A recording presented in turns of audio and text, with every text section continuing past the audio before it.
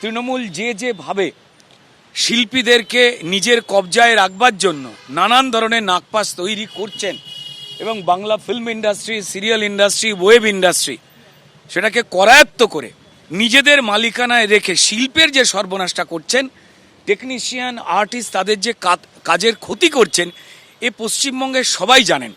এখান থেকে মুক্ত হতে সবাই চাইছেন। যারা ভদ্র মানুষ তারা মুখে হয়তো বাইরে বলছেন না, এটা সবাই জানেন। প্রসেনজিৎ চট্টোপাধ্যায় কোথাও মহিরুহের মতো, বটগাছের মতো, তিনি সবাইকে আগলে রাখবার চেষ্টা করেন। ওনার প্রত্যেক মুহূর্তেই আশা থাকে যে এটা মিটে যাবে।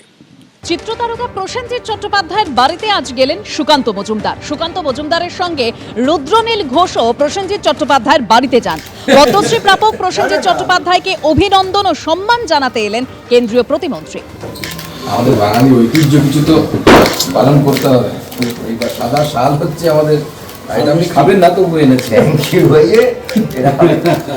আর যেটা খাবেন সেটা দাও। ওই ওখানে কোনো ভয়েসটা করা যাবে এটা খাবেন, এর মধ্যে সব ফুড। Thank you. এক কাপ চা তো দিয়ে যাবেন আপনারা? হ্যাঁ হ্যাঁ। রাজনীতির কোনো জায়গা নেই। যারা পদ্ম পুরস্কার পান আমরা তাদেরকে প্রতি বছরই তাদেরকে আমরা অভিনন্দন জানাতে যাই। আর আজকে আমার সৌভাগ্য যে বাংলা সিনেমার যাকে অন্যতম মহিরুহ বলা হয়, অর্থাৎ প্রসেনজিৎ দা, যাকে আমরা বুম্বাদা নামে চিনি, তার পদ্ম পুরস্কার প্রাপ্তি উপলক্ষে আজকে আমি, আমাদের কালচারাল সেলের প্রধান, অন্যতম বাংলার বিশিষ্ট অভিনেতা রুদ্রনীল ঘোষ, আমাদের সভাপতি অনুপম ভট্টাচার্য সহ অন্যান্যরা আমরা আজকে মাননীয় বুম্বাদাকে শুভেচ্ছা জানালাম, অভিনন্দন জানালাম। আগামী বিধানসভা ভোটে দাঁড়াতে চান না চিরঞ্জিত। মমতা বন্দ্যোপাধ্যায়কে নিজের এই মনোভাবের কথা তিনি জানিয়েছেন। এমনই বললেন অভিনেতা বিধায়ক। 15 বছর হয়ে গেল, সব দেওয়া সম্ভব নয়, যতটা পেরেছি দিয়েছি। চূড়ান্ত সিদ্ধান্ত অবশ্যই মমতা বন্দ্যোপাধ্যায় নেবেন। বিধানসভায় এসে বললেন অভিনেতা বিধায়ক চিরঞ্জিত।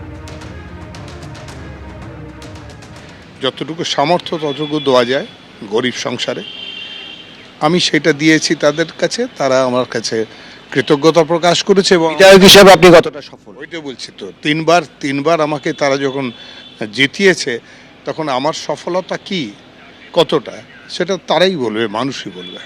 আমি কি পেরেছি? বিধানসভাকে কি বিদায় জানাচ্ছেন? না না, আমি বিদায় জানানোর কে? আমি কেউ নয়, সব করবেন আমাদের সর্বনেত্রী, ওপরে যিনি আছেন তিনি ঠিক করবেন। আবার দাঁড়াতে চান? আমি দাঁড়াতে বেসিক্যালি চাই না, কারণ আমার বয়সের জন্য।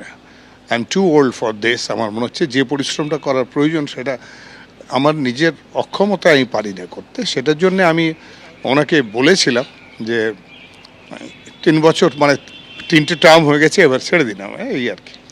তো তিনি কিছু বলেননি, বলেছে পরে বলবো। তো দেখা যাক কি বলেন তিনি, তার উপর ডিপেন্ড করবে কি হবে।